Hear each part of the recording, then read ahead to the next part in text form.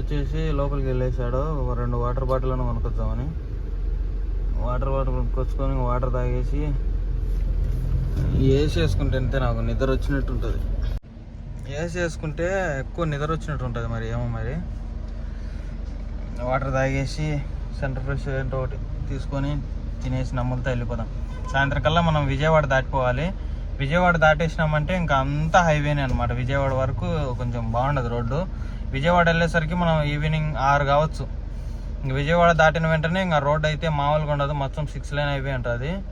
ఇంకా మనోడు కూడా బండి తోలుతాడు. మనోడికి కూడా హెవీ లైసెన్స్ ఉంది. ఏమంటే బండ్లకు రాడు, తక్కువ, ఎప్పుడు వెళ్ళాడు అనమాట. ఎవరి బండికి వెళ్ళాడు, షోరూంలో ఉన్నాడు కాబట్టి. వెళ్ళిపోదాం. బద్వేలు అయితే దాటేసినాక ఒక చిన్న ఘాట్ సెక్షన్ టైప్లో ఉంటుంది. ఘాట్ అంటే అంత పెద్ద ఘాట్ ఏం కాదు, కానీ అక్కడ నుంచి వచ్చే బండ్లు చాలా ఫాస్ట్గా వస్తుంటాయి. చూడండి, అన్నీ బొగ్గు మట్టి ఎక్కువ వస్తుంటుంది.